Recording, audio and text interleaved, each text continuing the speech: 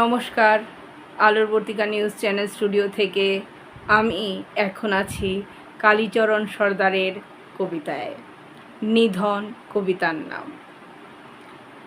আকাশে ভাসমান কালো মেঘ, বর্ষিত হতে বারিশ ধারা, কখনো নদীর জল শেষ হয়ে আসে নীরব আর্তনাদে, মৃত্তিকা বিদীর্ণ হয় এক মিথ্যা প্রতিশ্রুতিতে, শ্যাম বনানীর সবুজতা হারিয়ে যায়, পাখিরা হারিয়ে ফেলে তাদের গান ধোয়ার স্তব্ধ বাতাসে, মানুষ ধাবমান ছায়ার পিছনে মোহের অন্ধে ডুবে যায় সে।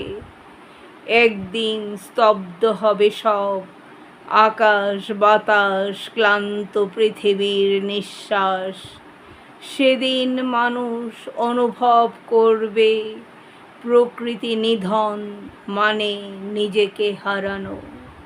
খুব সুন্দর কবিতা। আমি একটু কালীচরণ সর্দারের নিধন কবিতাটা বিশ্লেষণ করে দেই। এই কবিতাটা একদম বুকের ভেতরে লাগে। প্রকৃতি ধ্বংস গল্প, কিন্তু শেষের আয়নাটা আমাদের দিকেই ঘুরে আসে।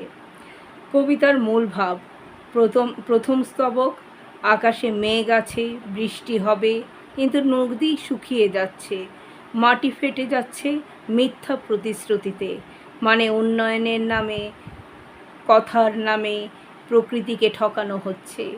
দ্বিতীয় স্তবক, সবুজ জঙ্গল শেষ, পাখির গান নেই, শুধু ধোঁয়া, আর মানুষ সে ছায়ার পেছনে ছুটছে, মোহে অন্ধ হয়ে নিজেকে ধ্বংস দিকে নিয়ে যাচ্ছে, নিজের ধ্বংস নিজেই ডেকে আনছে। শেষ স্তবক, একদিন সব স্তব্ধ হয়ে যাবে, পৃথিবী হাঁপাবে, সেদিন মানুষ বুঝবে প্রকৃতি নিধন মানে নিজেকে হারানো।